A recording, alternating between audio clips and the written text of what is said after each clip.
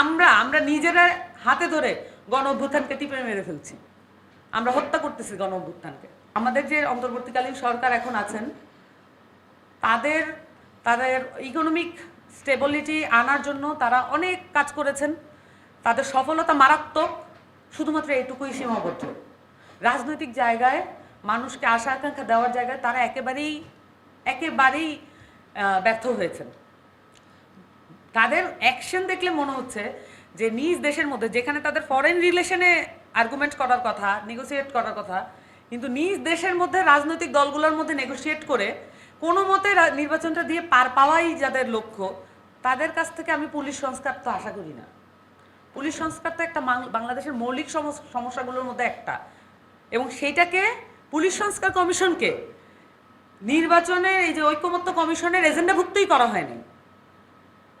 এইটা তো একটা বিরাট অন্যায় হয়েছে, কারণ 3টা নির্বাচন বাংলাদেশে, যেটা হঠকারী নির্বাচন, সবচাইতে ভয়ঙ্কর নির্বাচন যেগুলো হয়েছে, এগুলো তো পুলিশের মাধ্যমে হয়েছে, সেনাবাহিনীর মাধ্যমে হয়েছে। আমরা কি সেনাবাহিনী রিফর্মের কথা এখন আর বলতে পারবো না?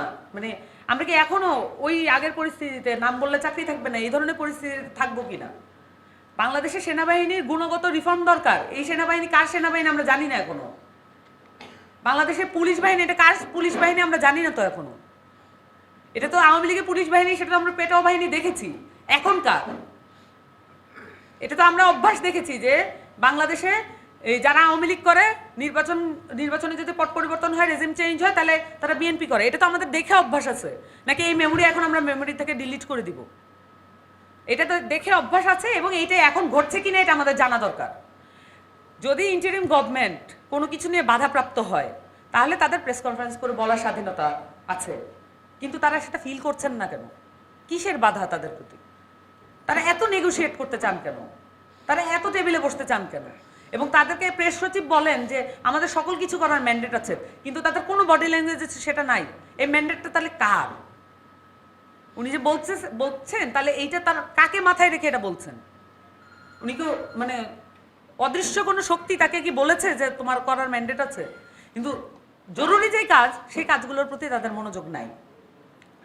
তো আমি যেটা বলবো যে এখানে বাংলাদেশে লাস্ট কথা, যে বাংলাদেশে যদি যে গণহত্যা সংগঠিত হয়েছে, 15 বছরে যে জুলুমগুলো হয়েছে, যে খুনগুলো হয়েছে, ডিজিএফআই কর্তৃক যেই অন্যায়গুলো হয়েছে, মানুষের পরিবারকে অসহযোগিতা করা, মানুষের পরিবারগুলোকে অসহায় করে ফেলার যে রাজনীতি হয়েছে, প্রত্যেকটা জিনিসের বিচার যদি না হয়, তাহলে এই সাইকেলটা চলতে থাকবে, এই রাজনৈতিক সাইকেল চলতে থাকবে।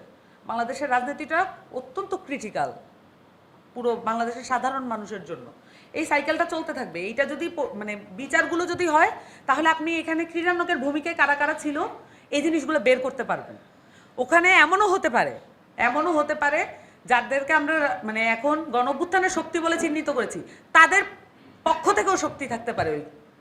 এই মামলাগুলো যদি লড়া হয়, তাহলে দেখতে পাবেন এটা সম্ভব। একইভাবে দুই পক্ষে দুই নৌকায় পা দিয়ে চলার রাজনীতি তো আছে বাংলাদেশে।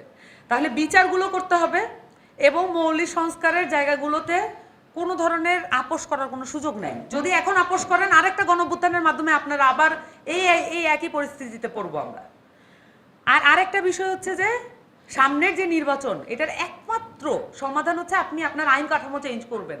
আপনি ব্রিটিশ আইন আর রাখবেন না, আপনি ব্রিটিশ সংবিধান আর এই ভারতের সংবিধান আর রাখবেন না। এটা হচ্ছে ন্যূনতম যেটা আমরা করতে পারি এই চোখগুলোর জন্য, এই হাতগুলোর জন্য, এই দেহগুলোর জন্য।